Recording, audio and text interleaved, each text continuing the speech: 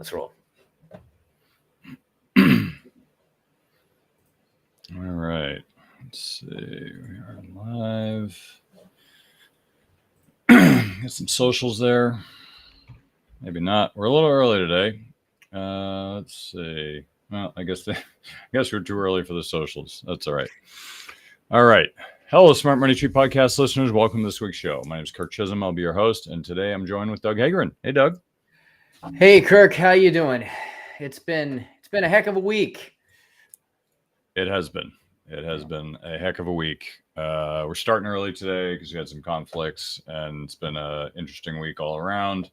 I won't spend too much time talking about politics because we don't do that in the show, but I can't give a moment of silence for Charlie Kirk, who has a good influence in the world, whether you agreed with him or not.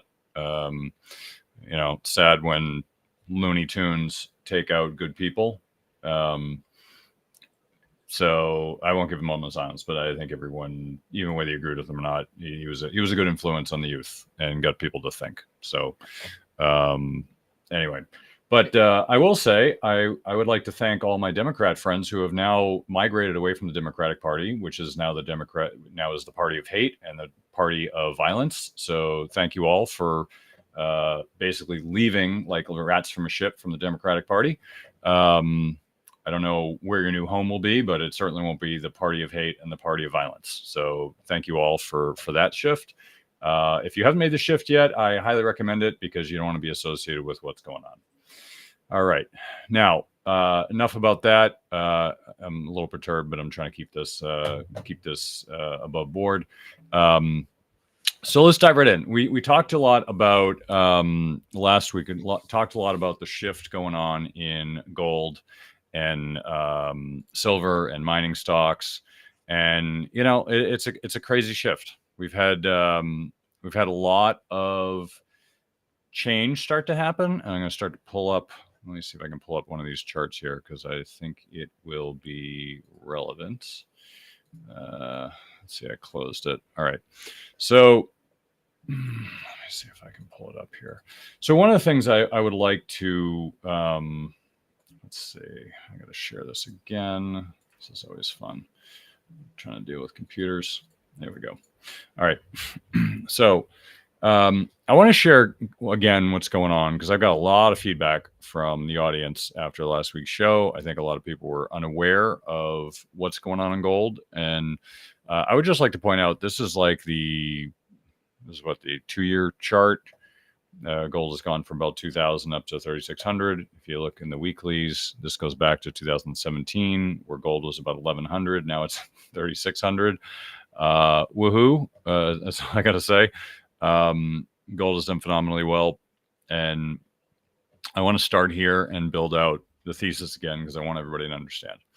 All right, so this is the chart for gold. If you go back even further, gold was in a bear market up till about 2001, where it was about $250 an ounce. Then it went on a rip-roaring bull market up to I thought it was 1,800, but this chart shows it going a little higher. Anyway, it was about 1,800 at the peak, and that was 2011. And then it went down, and I wouldn't say it was a bear market, but it definitely was soft for a lot of years, pretty much from 2013 to about 2019. So you're looking at about a 6-year. I wouldn't call it a bear market. I'd call it a sideways market. Bear markets are when it goes down, but it's really just kind of went sideways. And then from 2018 until today, it has just gone on a rip-roaring market. And I want to point a few things out. One is we've been printing a buttload of money. I think that's a technical term. Buttload of money that we printed. And surprisingly, things did not, I'll point this out for all you gold bugs. But things started to take off. And then right after COVID, things pretty much flatlined for a few years. Now, I want to point out a few things. One, we printed a buttload of money during COVID, and it did not influence the price of gold. You might think, well, what happened? Well, we never know. So I'm just going to call it out what it is. You never know. You can claim this, that, and the other thing, government manipulation. Maybe it is. I don't know. All I'm going to tell you is that during COVID, you could not find coins to buy, and yet the price of gold dropped for whatever it was this month right here. So February, you literally could not get gold during COVID when everyone was stuck in their house, and yet the price dropped during that period. It was a little bit crazy. Here it is, this big March. There was a big spike up and down. So things aren't always rational. They don't always make sense. We try to make sense of the world. We as human beings like to look at the world and make sense of things. And we do that by coming up with explanations when there aren't any, right? What was I forget, there was a quote by, I forget it was a scientist or a sci-fi writer. It was like, basically, science that we don't understand, we deem as magic, right? It's just, we just don't understand it, so we think it's magic. It's the same thing. We as human beings like to come up with explanations for things if we don't have one. Why does the sun cross the sky? Well, it's a god that's pulling a chariot that's pulling the sun. Over time, and human beings have come up with all sorts of crazy explanations because we can't have a non-answer. There has to be an answer to it. There's a void and it needs to be filled, so we fill it with something. That happens in a lot part of our lives, and we try to make stuff up because we don't like a non-answer. It's scary. So why did gold go sideways from 2020 until 2023? Don't know, and we'll probably never know. They printed a lot of money, and yet it went sideways. Okay, that's fine. But here's what you need to know. It's going up now.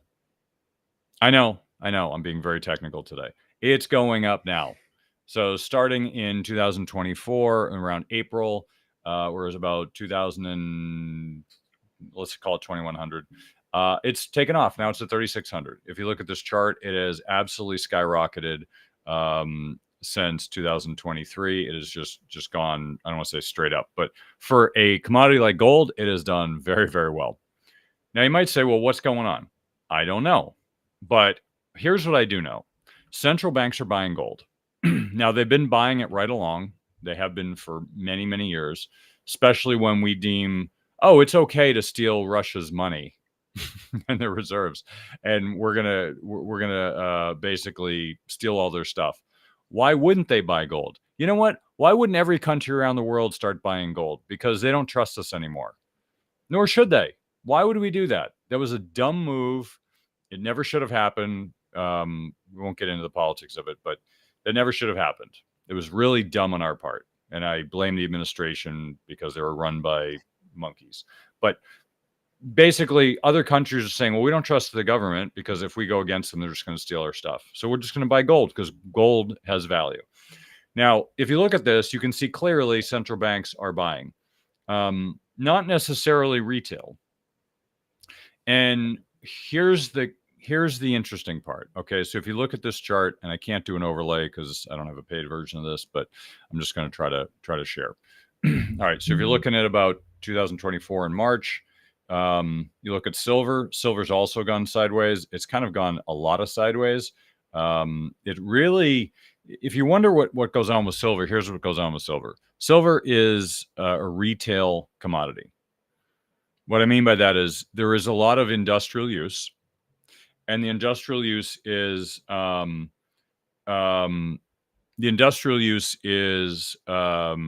stable. It's something you can predict.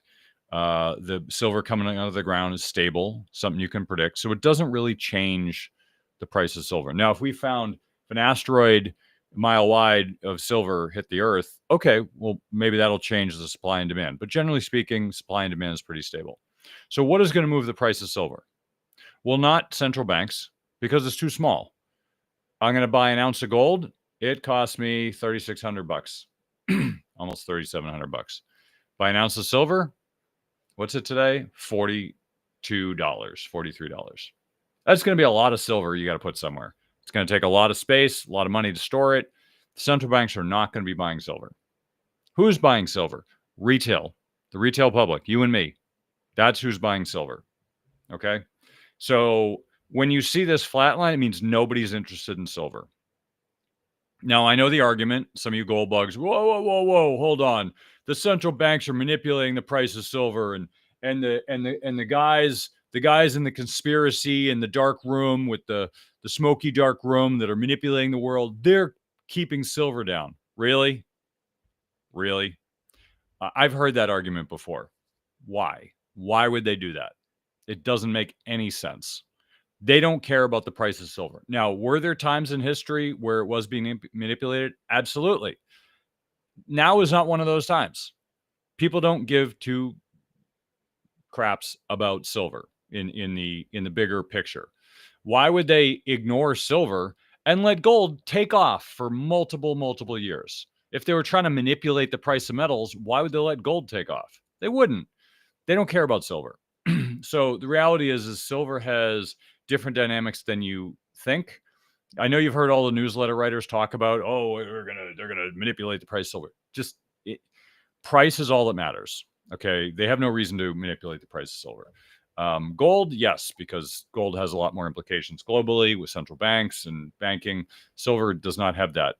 So there isn't the institutional interest in silver. If you want to know my theory, there is no institutional interest. The only institutional interest in silver is from you and me, from an ETF, like SLV is the biggest one, by an ETF. And if retail public is buying silver, it's going to start to go like this 2024 to 2000 and until today. It's going to go from $23 up to $42. That's going to happen when you and me start buying silver, which we are. As you can see, we have started to buy silver. Everyone has, because the price of silver is going up. So gold starts, right? As you can see, gold is taken off. It's taken a little vacation here, but it's definitely started to take off around the same time. Central banks have been buying this all the time, but now they're starting to pick it up. Silver also starting to pick up right now. So the retail public is on board. They've figured it out. Okay, time to buy gold. Time to buy silver. As you can see here, platinum hasn't done the same thing. Platinum's gone nowhere for like the last, whatever it is, 10 years. Platinum historically has followed silver and gold, but no one seems to have any interest. And this aside, I'm going to keep that aside for a moment. I'm not going to talk about palladium. Copper's kind of weird. Copper had that big drop. So, but anyway, my point being is this. Okay, you had silver, you have gold, and now you have the mining stocks. Here's GDX, which is a mining stock ETF. And it's kind of following the same patterns, right? Around March 2024, it's $26. Now it's almost $70. Okay. Now, if you've looked at it over the last 20 years, it's kind of done a whole lot of nothing. Yeah, it's gone up and down, but it's really done a whole lot of nothing. Why? Because mining stocks are the worst businesses in the world. You take $1 billion, you buy a piece of land, and there's some value there. Hopefully, let's say you find it, and then you pull it out of the ground and sell it. Now the land is worth less. It is an appreciating asset. It is a terrible business model, but we need it. And so, they make money at it and all that. But my point is a terrible business model. So why would you ever invest in mining stocks? Well, when they look like this. So if you see this year, mining stocks have gone up a lot. They started right around 34. Now they're at 70. We're looking at a double. Mining stocks have absolutely killed it this year. Why? Because the retail public is buying it. Central banks aren't buying this. Institutions want nothing to do with material stocks. If you look at their portfolios, they rarely, if ever, have material stocks in it, or they're a very low allocation. No one wants to buy mining stocks or stocks associated with mining because they're terrible businesses. Why not buy the Mag 7 that grows at 100% a year in their stock price? So that's what everybody does. So anyway, so the point being is if you look back here, obviously it's grown same time period. If you're looking at March 24, that's kind of the low point, but it's gone up a lot, especially recently. Now, here's the junior miners, which are basically, as I said last week, they're the mining stocks, but worse because they're basically a lit match. They're completely worthless. They always are, but people speculate on them and then they go to great heights. I mean, this might go back to all-time highs. But if you notice, gold has taken off, and these things for 2011 was the peak, right around 174. Right now it's at 90. So these are terrible, terrible businesses. But as you can see, when they go. In the last few months, It's gone from like 50 up to 90, and it's just getting started. As you can see, it's got a long way to go to hit the old highs. So my point is this: when trends get started, you have to understand what drives them. The first thing that drives trends is, in this case, in precious metals, is gold. Gold goes first. Central banks, institutions buy gold. Uber wealthy people buy gold. As you can see, it's done very well in the last 2 years. Silver's next. Silver also starts to take off, which in the last few months has definitely started to skyrocket. You can see institutions are getting, you see retail public is getting in. And then lastly, you go with mining stocks, and very last, junior miners. And junior miners are basically a call option on, if you think, so gold is the precious metal, silver is like gold on steroids. Mining stocks are like silver on steroids, and junior miners are like mining stocks on steroids or crypto on steroids. Junior mining stocks are crazy. It's kind of like buying crypto. So I'm not saying you should do it. I'm just explaining the trend and how things work. I follow this a lot. I can tell you this is how it works, and I can tell you that we are just getting started. I do expect there to be some sort of a hiccup because things have gone up a lot in the last few months with not much reprieve. So I do expect a bit of a hiccup in the price. However, you should look at that as a buying opportunity. If silver, I mean, if you look at historically at silver, you're going back, the peak, the recent peak was 50. Okay. If you're going back 2011, the peak was 50. We're at 42. We've still got ways to go just to hit that. Probably you're going to see some resistance at 50, be my guess, because that's what happens when you hit a peak. When it retests it typically doesn't bust through. It could, but it typically doesn't. However, silver is just starting to take off, so you should take full advantage of this while it's doing that, and make sure you manage your risk properly. But I want to point these things out because I think it's really important that people realize what's going on and how to operate it. Because if you just start throwing money into silver junior miners because Tom, the social media bot, says buy junior miners because I'm pumping and dumping, don't do that. Just focus. If you're an expert in it, you can pick stocks. If not, just go with like an ETF. Don't bother picking the individual stocks. I can tell you I've done that in the past. You can do very well, but it's a lot of work, and I can tell you most of you are not equipped to analyze mining stocks. They're very difficult. There's one or two people that in the world that I know of that do it well. Most people fumble the ball, even pros. So just to be clear, insurance is another industry that pros don't understand.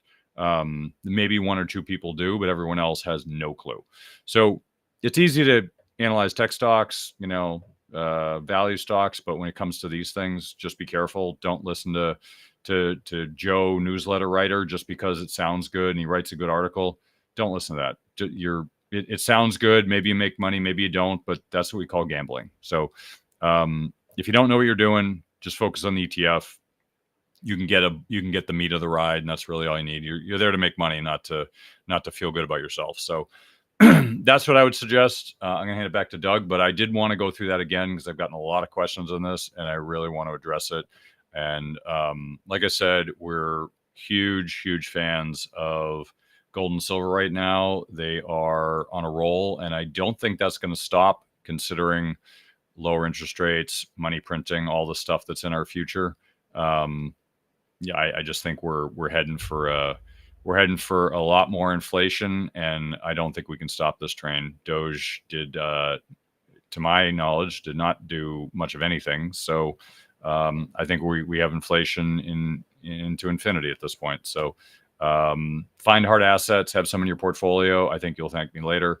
Hard assets are a way to protect against inflation, even if the market crashes. You always have the hard asset. So that's my 2 cents. So Doug, what are some of your thoughts? Yeah, I think it's telling when you are seeing so much of the reserve currencies of nations stocking up on hard assets like this. what's driving this, just to kind of go a little bit deeper. I mean, obviously we record gold prices, huge with rate expectations. There is a right now, I mean, there's a massive expectation, and we've seen this time and time again, that they're going to cut rates. They are looking to appoint another director to the reserve. I think that the odds seem to be pretty high that Trump's appointee uh, is going to get accepted and then be there in time to vote. There's questions on whether or not I forget her name, that Trump's trying to remove. If she, now that the courts have stayed that, she'll probably be there still trying to vote, although he's appealed. Lots of back and forth between the executive branch and the Fed between what their pseudo independent mandate is, and of course what the executive branch is hoping that they'll do.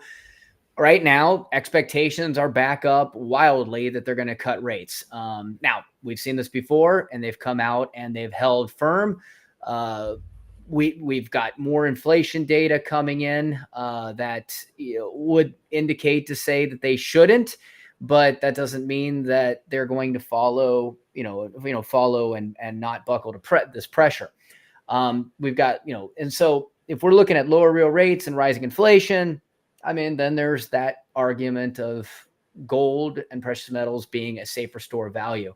If we look at silver, I mean, it faces a dual role. It also faces supply constraints. It is showing strength finally, and it's rare that that it does carry both industrial demand, like you see it in solar panels, electronics, green energy. You see it in antimicrobial usage. But it's also monetary hedge appeal. But the supply on silver is very constrained. Much of the silver comes as a byproduct, not directly mining it, like they go after gold, but actually as a byproduct of other mining, such as going after copper, zinc, etc. And that new supply doesn't respond quickly to price. And right now, if we do see a slowdown in the economy and some headwinds in the economy, especially in builders and housing and stuff, they may not go after copper as much. They may not go after mining zinc as much. And that may then create constraints on mining more silver as a byproduct. There's structural demand. Central banks are boosting gold reserves. Silver, as we mentioned, is recognized as a critical mineral. Global economics, are leaning towards de-dollarization in some places. So, again, retail seems to be interested. From an investment demand through ETFs and physical bullion is rising. And go back to something we've talked about, the gold to silver ratio, that does suggest opportunity. We're still seeing, even though with that spike, silver's cheap relative to gold historically. And if and when that ratio reverts towards long run average, silver does often outperform gold in relative terms. What does this mean in terms of investing, big picture? Passive isn't enough anymore. Okay, so the last 15, 20 years, there's just been nothing but talk about buy passive, buy index, buy fixed.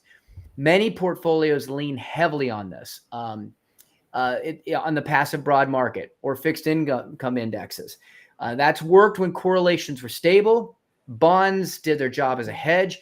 But now that we're seeing rising correlations across stocks and bonds in inflationary geopolitical stress regimes, precious metals don't always move with them. So these passive strategies will often underweight or ignore hard assets like metals until everyone else is in, which that can mean buying close to the top or missing out on early gains. So, this is an opportunity, and with majority of Americans invested predominantly in 401ks and really lacking the accessibility in those 401ks at least traditionally, this is it's an opportunity and a risk at the same time for the average investor. Now, there are many retirement plans out there that have opportunities to invest outside the plan through self-directed brokerage.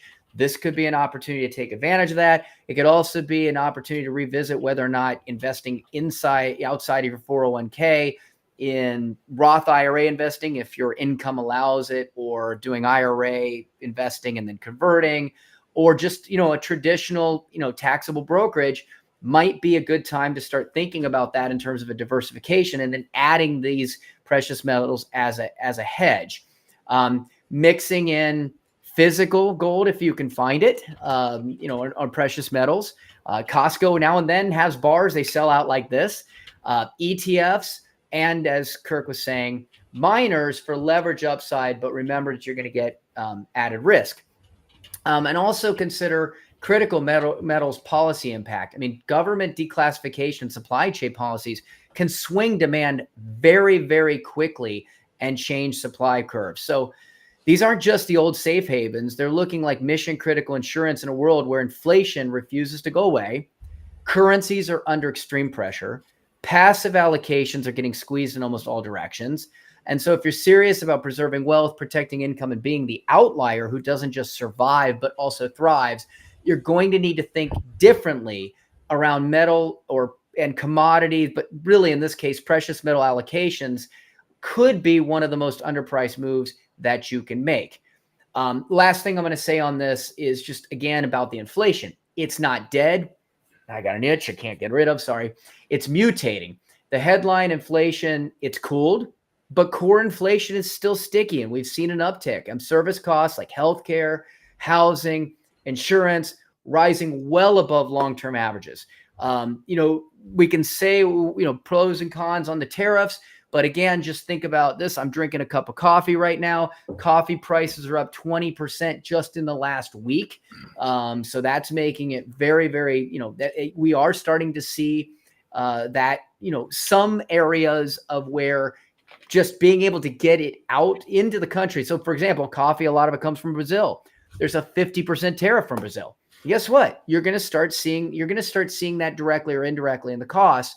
And so that could add to more what we call classic slow burn inflation, chipping away at savings, fixed income returns, and without shock headlines. Stagflation. That's what we call it. Now, right now, the markets are still moving, so we don't have the stag. We've got the flation. But if we look at what stagflation was in the 70s, and if we get into a recessionary scenario, stagflation was basically from the 1960s to the low 80s. The S&P 500, which everybody thinks just keeps going up. Now, you and I have talked about 2000 to 2013 on a number of times. It was down for 13 years. But between the late 1960s and the early 80s, it only grew by about 0.8% a year. So it's not like this, these American stocks just continue to explode.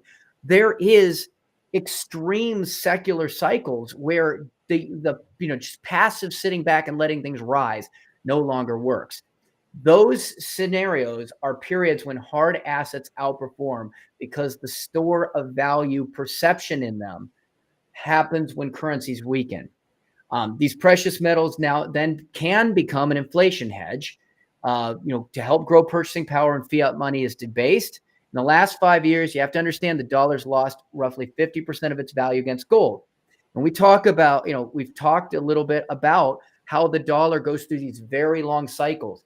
And think of it like solar cycles, and if we are in a long-term cycle, there's going to be a change in how we have to perceive how we allocate against what now could be a longer-term declining of the dollar, whether or not that's being forced or whether or not that's just part of its normal cycle. This is a signal that in real terms, cash has already been devalued, again, even without any hyperinflation headlines. And now you're seeing it. Central banks are buying gold aggressively to diversify away from those reserves. And now silver can add a second driver. Industrial demand, which, from solar, electronics, green energy. Yes, there's been a pullback. Yes, we've taken away some incentives, but it's still, it's still there. Again, your 60-40 stock portfolio, they typically rely on bonds to hedge stocks. But in the last few inflationary years, we've seen those stock bond correlations turn positive. They fell together.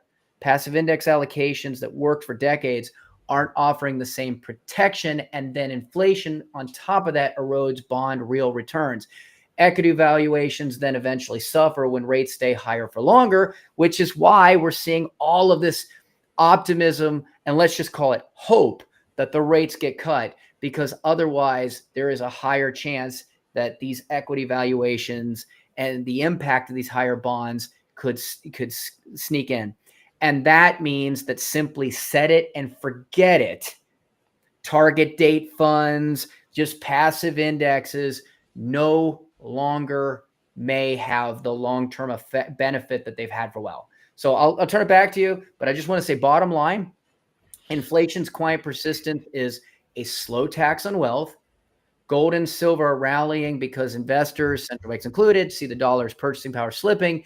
And in today's world, sticking only to passive allocations may not be enough. An intentional, active managed metals allocation, as well as other alternative type of allocations, could really begin to help protect against real income and preserve long-term purchasing power when these traditional stock bond playbooks break down. And right now, in what Kirk was saying, is you are really at the forefront of that opportunity. Eventually, though, they will gain in value and that opportunity will diminish. Yeah, no, I think that's great, Doug. And by the way, Doug just reminded me the quote, Arthur C. Clarke, "Magic's just science that we don't understand yet." That is the quote. Thank you for that, Doug. So I want to point out, let's see if I can share this. All right. So I want to point out a few things. So I was just sharing the dollar chart when Doug was talking. I also want to share this, and this is these are the futures for bond yields. Now I'm sharing this because I want you all to see. Right now, Trump has been chin-wagging to Powell to lower rates. And pork bellies. Oh no, yeah, I'm looking at the wrong chart. Yeah, wrong chart. It's funny because right before the election, Powell dropped interest rates 50 basis points when I talked about in the show they shouldn't have dropped it at all. We were fine where we were. And they did it, in my opinion, for political purposes. And there wasn't as much of an uproar as I would have thought, maybe because everyone was happy that rates are lowered and stock prices are going up. But I can tell you the economy is not as sound as you might think prior to that. And I still don't think it's all that sound. Even though Trump's doing some things, I don't think it's changing much yet. Now, I would like to point this out because I do say it every once in a while, and I don't want to be hypocritical. But if you look at this, presidents have almost no influence on markets. When I say almost no, they generally don't. There are some policies that do have an impact on markets. Generally, they don't have much of an influence. So people give Bill Clinton all the credit. They give W all the blame. They do all these sort of things. They give Obama credit. Oh, look, Obama got elected and the markets went up. Yeah, I'm pretty sure it wasn't Obama that did that. But that's okay. I get it. That's what people do. But the reality is they almost have no influence. Now, they do occasionally have influence, right? So Trump is basically, calling Powell names and getting him to step down. That's influence, and that is a rare influence that a president would have. Most presidents would not say anything to the Fed. They would just let them alone, let them do their thing. Trump doesn't do that. And in 2020, it worked in our favor because he kept yelling at Powell, hey, drop rates. And he didn't do it until he finally made him look stupid. And then he did, which the timing was fine. I think what probably would have happened if he didn't say something is it would have dragged out for another 6 months. The whole world would have been a lot of pain, but Trump made him look silly, and so he just did it. That was the right move on Trump's part. We should have lowered rates. It kept the world from falling off the cliff, even though the whole world was shut down. It's still weird in my book, but anyway, that was the right move on Trump's part. Now he's yelling at him to drop rates. I don't think it's the right move. I think that is. I get why he's doing it, right? He wants a better economy. He wants to put a boost in the economy, but at the same time, all we're doing is we're just causing more inflation. We're not solving any problems. So I don't think it's the right move. I understand why. It's fine. We will all benefit in some way if you own stocks. So I want to be clear. I'm personally for it because it helps my portfolio. I'm against it from a macro perspective because I think it's going to hurt the economy overall. I think you're just creating more problems. You're sticking more stuff under the rug, and eventually it's going to be a problem. So I want to play both sides and be honest, but that's how I see it. Yes, we all want the markets to go up, and this will cause the markets to go up. It should, but it's not good long term. We're just creating more problems or speeding them up, I should say. I think rates should be where they are, and they should just stay there for a long time because it doesn't seem to be impacting the economy at all. Now, I will also point this out that when changes happen, it can take 6 to 12 months before you see an impact. So Trump's tariffs, that was April. It's like almost 6 months. We're not even 6 months yet. So you generally don't see impact for 6 to 12 months. When you saw the inverted yield curve, right, and then it starts to revert back to normal, that's I think the earliest was 9 months to 24 months before you saw a recession, which has a really good track record of predicting recessions. The yield curve has reverted, so I forget the date, but it's still far out in the future. So I think we can expect a recession if that leads to one. I actually am suspect on that because I think that the reason that it used to cause a recession has changed. It used to be that banks weren't making any money in an inverted yield curve, so they're losing money, and they're losing money they're not going to lend, so that slows the economy and causing recession. But now the banks don't cause recessions or booms because they're not really lending, and people are getting a source of funds elsewhere. So I don't think we have the same underpinning kind of machinery that we used to have. Now, I do want to point something out, and this is why I brought up this chart. So we got 30-year, the 10-year, the 5-year, and the 2-year. Well, as you can see, the 30-year is kind of flat. Now, Trump's been talking about how he's going to lower rates. Well, if he lowers rates, the price of bonds should go up. It's an inverse relationship.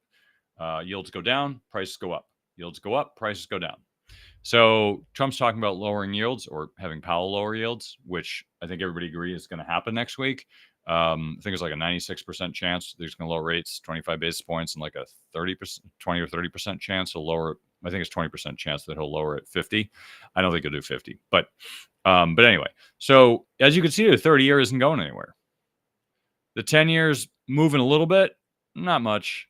The 5-year, the 2-year, yeah, those are moving, right? They're starting to move. Definitely the 2-year. So the thing to keep in mind is normally these all kind of follow the same game plan, but right now we're not. Now, what this means, and this is why I bring this up, is the 2-year should relatively reflect what the Fed's doing because it's closer. The Fed is basically, it's the Fed funds rate, so consider it like a 0-year note. And then you've got short term, you got 2-year, 5-year, 10-year, 30-year.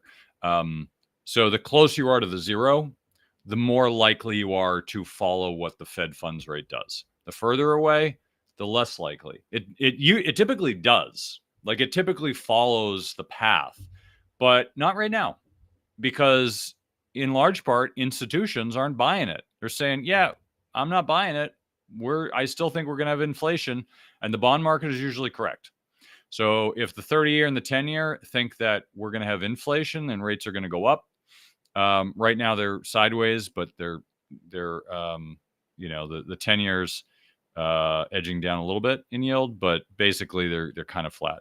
So it's just something to keep in mind. It is going to have an influence on the markets, and so you should be aware of it. And so just keep watch of that. If you start to see them take different paths, that's when you would start to be concerned. Because what that means is the Fed is wrong, and there's something, it's one of those moments we talk about in the show. Isn't that interesting? That would be a moment I would say, interesting. They're separating. That's not a good thing. That means one of them is wrong, which inevitably is the short end of the curve, because the short end is what tries to manipulate everything else. The long end is what the market sees. So if yields start to go up in the long end, be worried, be very worried. Right now it's not, but that is something you should be aware of. So I did want to point out one more thing, and I'll give it to Doug to wrap it up. So I had shared this earlier about gold and silver. So I don't know if you noticed, but in the last year, people are selling mining stocks. They've been selling up until August. They're just selling everything. I mean, huge sales of mining stocks. Even though gold's going up, silver's going up, mining stocks are going up. They've had a great year this year. No one seems to care. They're just selling them hand over fist.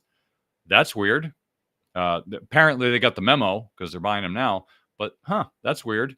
Here's another one. This is fund flows into gold.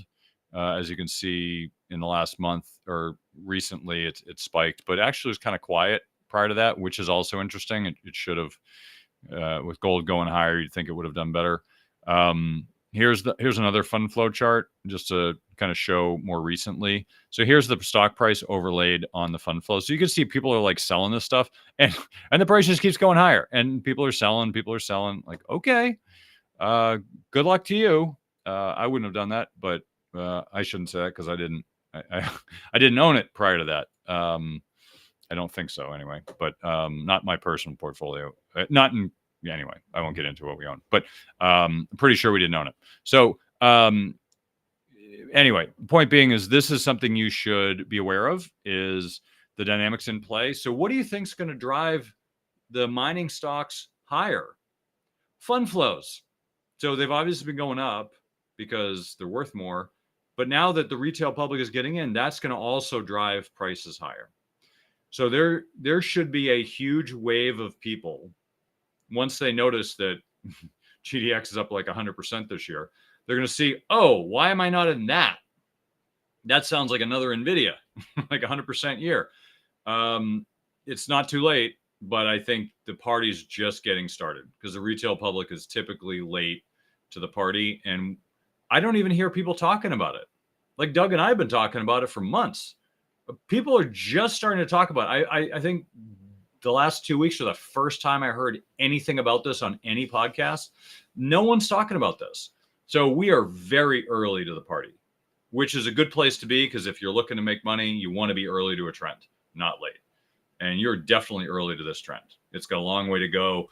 I remember the last 2011 trend. Every Tom, Dick, and Harry is like, how much gold do I have? How much silver do I have? What junior mining stock? I mean, I had people telling me junior mining stocks and how great they were. I'm like, why are you telling me? Like, okay. It just like, I get it. I'm managing this stuff, but I got it. These ideas, there's plenty of ideas, but who cares, right? You want to feel like you own something, like this is my home team. I picked this, but at the end of the day, all you want to do is make money. It doesn't matter what you own. It's about making money. So at this point, I think for most people, the ETFs are a good substitute for mining stocks. I typically, I use ETFs for sectors that are hard to manage, like high yield bonds, for instance, really, really hard to manage. So ETFs are probably good for that. Mining stocks, the same. I think for most people, it's a good idea. I've got some great lists of mining stocks, but is it worth it? At the end of the day, probably not. You're not going to get much alpha from the individual stocks compared to GDX. Probably because one of the biggest mining stocks in the GDX is actually in good shape. I'm not going to name it, but it's actually turned its ship around. It used to be in a horrible shape. Now it's actually in good shape financially. So I think that's a big part of this. And as long as that is going to push it higher, I think you're going to start to see higher numbers. So anyway, Doug, take us home here. Thanks, Kirk. So if you haven't heard the theme and that we keep repeating over and over and over, and that is inflation isn't just an economic headline, it's a silent tax. It erodes your wealth year after year. And you're going to see it everywhere. The dollar, as I mentioned, has lost half of its value against gold in 5 years. And college tuition, that keeps rising at twice the pace of general inflation. I know Trump's trying to affect that, throwing out some things like the one big beautiful bill and reducing loans, which is only going to create more pain for families in the short run as this starts to adjust, hopefully over the long term. For high-income families, that hit's going to be even worse. Every tuition dollar comes from after-tax income. So a $400,000 private education can require earning $650,000 or more just to write those checks. And it's not just a college bill. It's a direct assault on your future income and your retirement security. And so this is how your wealth gets quietly drained. You think you're in control, but without a coordinated income plan, inflation and college costs they're going to rob you from the very thing that matters, the ability to afford what you care about most, your lifestyle, your retirement, and your legacy. And here's the trap. Most affluent families think, why plan? I make plenty. I have too much for this to even matter. But that false comfort is exactly how fortunes erode. The more you earn, the higher your tax bite, and the faster unchecked costs can chip away at the income you'll need later. And as we've discussed, the financial industry isn't helping. There's too many advisors that avoid the complexity of college planning. They default to half truths. They just say, just open a 529 and move on. And that lazy advice, that may feel safe, but it can cost millions over time. And the truth, it's not about the pile you've built. It's about the income you can reliably draw without running out. This is why even families with $3, $5, even $10 million, they're coming out and saying, we still worry. This inflation is going to be a massive problem. They have the accumulation, but they don't know how that's going to apply in an income plan to what their lifestyle demands going forward. And college is one of those biggest drains. Tuition today can quietly rob retirement income tomorrow. So here's where smart money separates itself. As we've said in the theme today, being early to a trend. That's how wealth endures. Planning how you'll pay for college before the bills hit. That's not just smart. It's being early to the trend of disciplined, forward-thinking wealth management. The families who act before the crowd are the ones who keep their capital working and their lifestyle is intact. So here's the gut check I want to leave you with. If you've had any doubts about the advice you're getting on college funding, retirement income, or protecting your wealth, listen to that little voice. Millionaires who fear running out of money, they're not paranoid. They're the ones who know how fast things can change without a plan. So do it different. Take control before inflation and tuition quietly steal your future. Go visit our website at www.mergentadvisors.net. That is MERGENT, mergentadvisors.net, or mergentcollegeadvisors.com, specifically around college. Let's build a strategy that protects your income, preserves your lifestyle, and keeps your wealth working for the things that matter most. Awesome. Well, Doug, I appreciate you coming to the show. And that's the show for this week. Thanks again for joining us. Money Tree Investing Podcast. My name is Kirk Chisholm, wealth manager of Innovative Advisor Group. We don't just manage your wealth, we make your life better. You can find more about me at innovativewealth.com. And of course, you can find me every week here on the show. Please remember to subscribe to the podcast and the podcast app of your choosing. You can also check out the show at moneytreepodcast.com. On our website, you'll have access to the show notes, resources, and the archive shows. Check out our YouTube channel. When you're there, please subscribe and leave a comment. Lastly, please leave a show rating and comment on the podcast app of your choice. Don't forget, do your own research. This show is for informational use only. We're not telling you what to think, merely how to think about investing. We're also not selling any products or services, so do not consider this advice.